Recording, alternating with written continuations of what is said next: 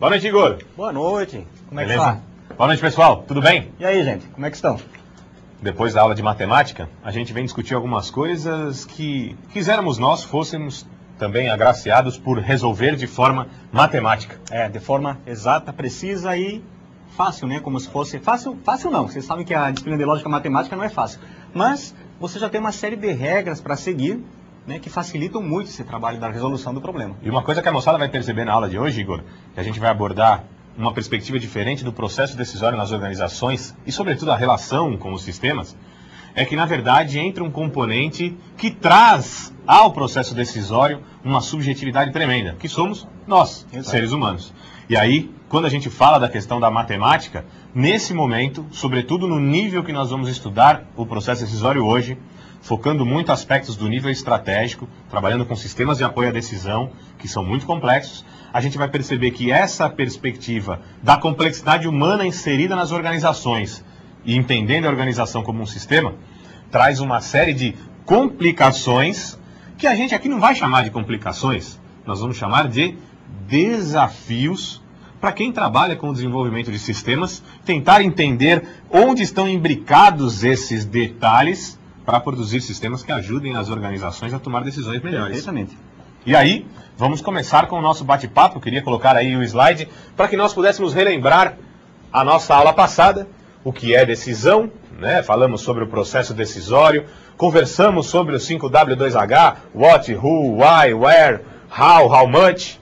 Trabalhamos também as dificuldades no processo decisório, sobretudo por levarmos em consideração que os problemas não são, na grande maioria do caso, estruturados. E aí o que acontece? A gente não tem essa pseudo-lógica matemática inserida no processo decisório. E aí a gente trabalhou muito forte com vocês a seguinte ideia e a reflexão que eu gostaria aqui de reforçar. Para coisas rotineiras, problemas rotineiros, situações rotineiras, fica muito fácil pressupor um sistema que dê resposta para coisas que têm a mesma estrutura. Aí é que reside a grande dificuldade, que de novo a gente não vai chamar de dificuldade, vai chamar de desafio. Que você, desenvolvedor, consiga entender todos esses meandros, essas ligações um pouco mais complexas, de coisas que não são simples, olha aí a simplicidade e a complexidade, e consiga produzir algo que dê ao gestor da organização a possibilidade de decidir num solo menos arenoso, menos gelatinoso, que dê ao gestor uma base forte e sustentável para que as suas decisões sejam sim as melhores possíveis. E aí, continuando, a gente falou a respeito dos tipos de problemas, com essas questões de serem estruturados ou não, e os tipos de decisão. E aí queria reforçar aquilo que conversamos em outras aulas sobre entendermos a organização em seus 3 níveis, estratégico, tático e operacional, o tipo de informação que se trabalha em cada um desses níveis, e entender a organização e, sobretudo, o gestor como um decisor. E aí fala, o gestor, você aí, no dia a dia da sua organização, o que você faz? Toma decisões. E aí, a qualidade dessa decisão é que pode garantir um futuro melhor ou pior. Pense bem. A cada dia, em quantos momentos você tem que se posicionar? Quase que poderíamos dizer assim, você chegou ao final ou a uma bifurcação de um fluxograma, coisa que vocês conhecem bem, quantas vezes por dia? Opa, e agora? Vou para cá ou vou para cá? A cada um desses momentos, temos a necessidade de nos posicionar e tomar uma decisão. E aí, as etapas do processo decisório, com a identificação do problema, toda a estrutura metodológica que a gente conversou na aula passada, e hoje a gente vai para uma outra questão, e depois no final a gente vai falar sobre o fórum de discussão que já está aberto lá, está rolando, que é muito interessante, e alguns apontamentos bacanas que a gente já tem lá, beleza? Os objetivos desse nosso bate-papo de hoje, compreender os fatores, de influência que são pertinentes ao processo decisório. Olha aí, olha que bacana isso, e aí a gente retoma um dos nossos assuntos lá das primeiras aulas. A organização, então, é um sistema complexo, um sistema aberto, que está em constante interação com o ambiente. Olha aí, o ambiente, então, está gerando fatores de influência que, claro, são pertinentes ao processo decisório.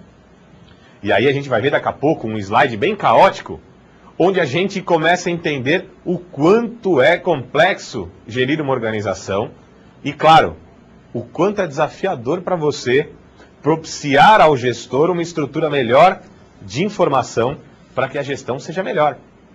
E aí vem bomba de todo lado aqui. Vem bomba de todo lado. São muitos fatores e muitas variáveis que interferem no dia a dia da organização. De onde a gente às vezes menos espera, vem fatores que influenciam o dia a dia da organização e fazem com que seja necessário um tratamento muitíssimo adequado da informação, porque senão é como se o gestor não tivesse visão fisicamente dizendo, para entender o ambiente onde se insere e o escopo das suas decisões. E aí, claro, seria muito complicado gerir uma organização dessa forma. Começando aqui o nosso bate-papo. Opa! Tarô, cartomancia, futurologia, Nostradamus. Olha aí, o homem sempre procurou algo que o auxiliasse no processo decisório. Bola de cristal. Ah, beleza. Será que tudo isso foi inventado para ajudar o gestor no processo decisório? Será que o pessoal anda lá com as profecias de Nostradamus tentando prever o futuro? Se a gente tivesse essa capacidade, seria ótimo. Hoje, o que aconteceu? A bolsa despencou. Será que alguém ganhou dinheiro? Provavelmente. Será que alguém perdeu dinheiro? Muito provavelmente. O que aconteceu com o dólar? Será que ontem a galera já sabia disso? Mas, será que existem sistemas que, analisando fatos históricos, podem tentar dizer para a gente qual é a tendência para o futuro? E aí, quando a gente vai continuar dizendo tendência, a gente não vai dizer o que vai efetivamente acontecer. Os riscos existem e são inerentes ao processo. Mas, de repente, com um tratamento melhor da informação, a gente pode ter mais certeza em relação a essa tendência. E olha aí a diferença que você pode fazer a partir de um trabalho bacana de estruturação de um sistema que pode ser vendido por uma organização. Então, veja. O homem sempre procurou algo que o auxiliasse no processo decisório. E a evolução do processo decisório no século XX, e a gente vai conversar um pouco sobre isso, ele passa por uma mudança na perspectiva e na observação do homem enquanto sujeito histórico. E aí, no começo do século, a decisão era centrada no executivo principal, no dono do negócio, em quem detinha o capital. O trabalhador é um ser passivo e despreparado para a tomada de decisões. Olha aí. Vocês sabem, por acaso, qual era o conceito de homem naquela época? O conceito de homem era o homem econômico. Esse conceito de homem econômico, pressupunha que o ser humano, ele trabalhava, até pela sua pouca capacidade intelectual, dentro de uma lógica muito fácil de ser entendida. E aí, quem era o dono do negócio, quem tinha o dinheiro, conseguia manipular e, na verdade, tratava o ser humano como se ele fosse, a parte de uma engrenagem, continuidade da máquina. Para vocês aí que já assistiram um filme de 1936 chamado Tempos Modernos, do Charlie Chaplin, já devem ter percebido que ele faz uma crítica à sociedade da época, que entendia, sim, o homem como essa continuidade da máquina. E aí, quando a gente enxerga isso, eles pressupunham o seguinte: se a gente dá um trocadinho a mais, o cara produz mais. Para ele produzir mais, a gente dá um pouquinho a mais. E aí, por isso que nós brincamos aí com a aula do Carlos Henrique, parece matemático, lógico e fácil. Não se tinha, então, o entendimento da complexidade dos seres humanos. E aí, essa perspectiva trazia o seguinte: quem tem que tomar decisão na empresa é o dono. Agora, pense nisso nas organizações contemporâneas. Só o dono toma decisão na organização? Tem mais alguém que toma decisão na organização? Todo mundo toma decisão na organização. E aí, claro que o nível de complexidade da decisão muda, e a gente já viu isso dentro daquela metáfora piramidal. Mas o que é importante perceber? Que você vai pensar em como auxiliar a organização no processo decisório a partir da modelagem de sistemas de informação que nada mais são as informações do que a matéria-prima do processo decisório. E aí, sugestão, vejam o filme, é bem legal, e traz essa discussão de como o ser humano era visto à época.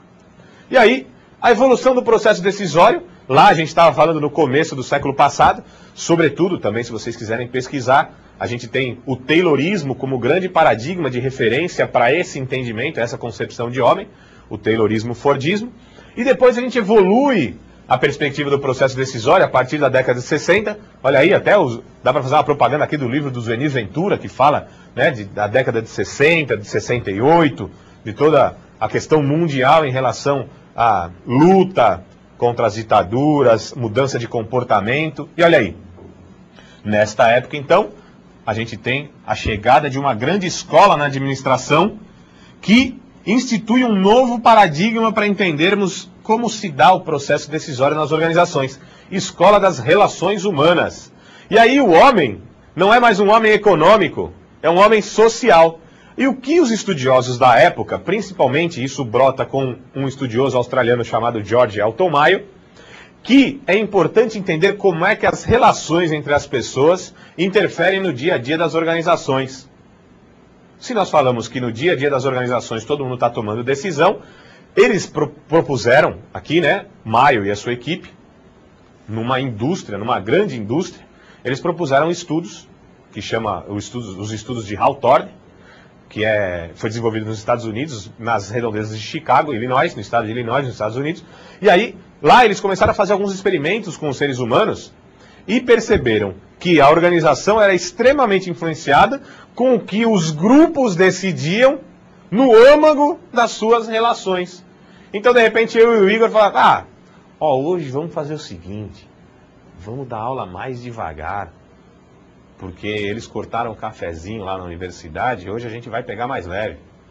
Ou, de repente, aumentaram a iluminação aqui do estúdio e a gente pensa, pô, essa iluminação me deu até mais motivação para trabalhar. Será que isso seria possível? Bom, se quiserem pesquisar mais, vale a pena, a gente vai colocar depois a dica aí no AVA para vocês. A experiência de Hawthorne, os estudos de Hawthorne com Elton Mayo. E aí, o que dá para começar a entender nessa evolução histórica? Que quando a gente começa a entender essa complexidade, mesmo que ainda superficialmente aqui, da cabeça do ser humano, a gente percebe que existe uma série de influências nele, algumas variáveis que influenciam o seu posicionamento enquanto ator principal do processo decisório. E aí o que acontece com você, por exemplo? Quando você está baixo astral e tal e tem que tomar uma decisão, como é que é? E quando você está confiante e tem conhecimento, como é que é tomar uma decisão nesse momento? Muito diferente. E aí, todos esses estudos ajudam a gente a entender como é que o processo decisório nas organizações é algo complexo. E aí você deve estar perguntando, pô André, mas por que você está falando isso? O que tem a ver isso com os sistemas? Os sistemas precisam atender à complexidade dessas relações que se dão e que se inserem no íntimo, né? No corpo das organizações.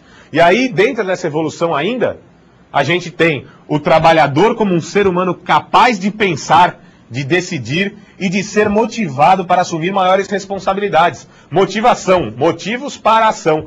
Quais são os motivos que te levam a agir de determinada maneira? Agir pressupõe uma decisão. Agora, engraçado que nos dias de hoje a gente ainda ouve em determinadas organizações, quando alguém comete um erro, assim, você chega lá para se justificar e diz para o seu gestor, que eu vou chamar aqui de chefe, chefe, mas é que eu pensei que... Aí ele diz, você não é pago para pensar, pelo amor de Deus. Mas ainda tem gente que pensa assim. Vamos evoluindo, já que esse chefe não evoluiu. Fatores de influência do processo decisório. Igor, pô, eu acho que você exagerou aqui nesse slide, cara. Mas olha o que tem de coisa. Na verdade, tá até faltando coisa, André. Tá faltando coisa? Tá faltando, faltou espaço no slide, na verdade. Vou começar a ler aqui, ó. Governo.